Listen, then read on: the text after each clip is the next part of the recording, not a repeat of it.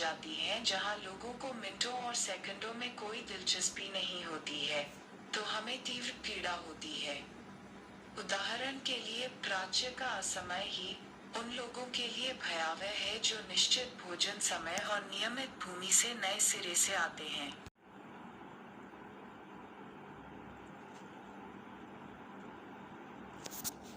विशेषता सेवाएं।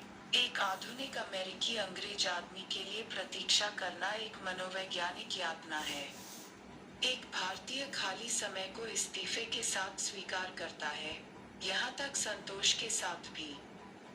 उन्होंने कुछ न करने की कला नहीं खोई है।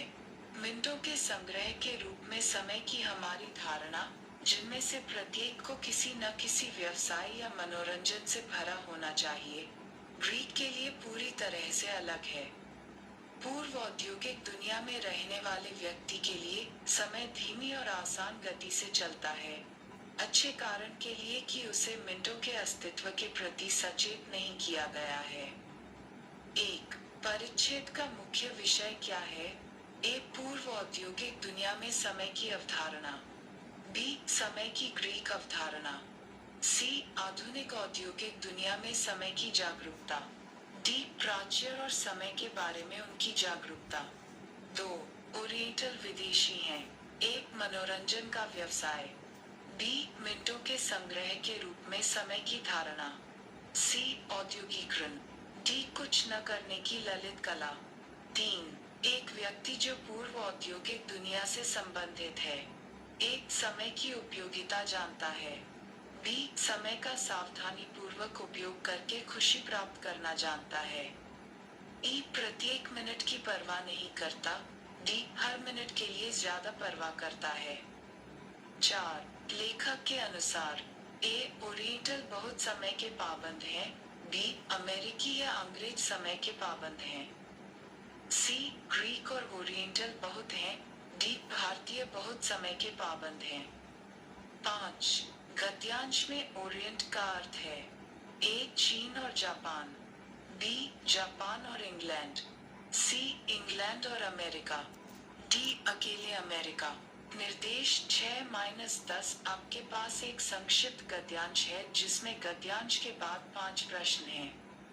गद्यांश को ध्यान से पढ़िए और 4 विकल्पों में से प्रत्येक प्रश्न का सबसे अच्छा उत्तर चुनिए और उसे उत्तर पत्रक में अंकित कीजिए।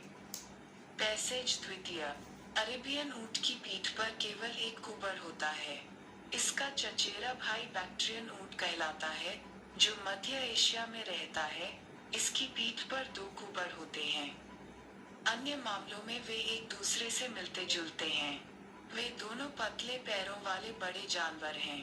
पैर चौड़े और फैले हुए हैं और इसलिए वे रेगिस्तान की रेत में नहीं डूबते हैं। यह रेगिस्तान में लंबी दूरी की यात्रा कर सकता है। कोई आश्चर्य नहीं कि इसे रेगिस्तान का जहाज कहा जाता है।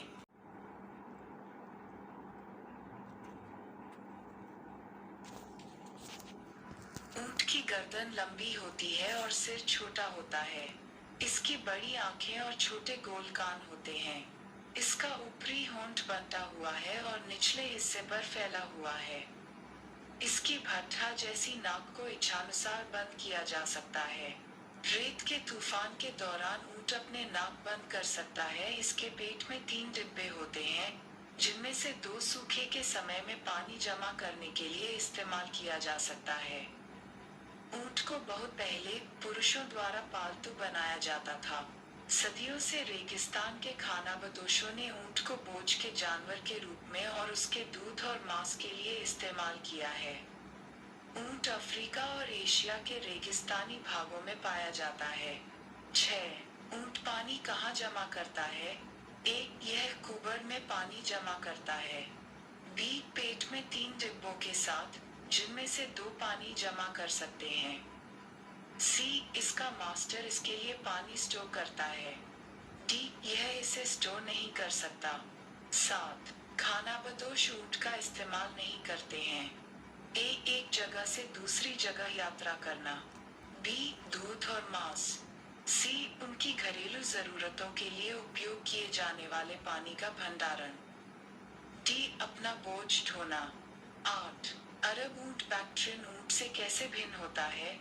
ए एक अरब से आता है, दूसरा बैक्टीरिया से। बी एक की पीठ पर एक कुबड़ है, दूसरे के पास दो कुबड़ हैं। सी कोई अंतर नहीं है और वे एक दूसरे के समान हैं। डी एक के पतले पैर हैं, दूसरे के पास चौड़े पैर हैं। ऊंट को रेगिस्तान का जहाज क्यों कहा जाता है? ए पैर चौड़े हैं और रेगिस्तान में नहीं डूबते हैं। बी यह रेगिस्तान में लंबी दूरी की यात्रा कर सकता है। सी यह अपने पेट में पानी जमा कर सकता है। डी चलते समय यह एक जहाज की तरह दिखता है।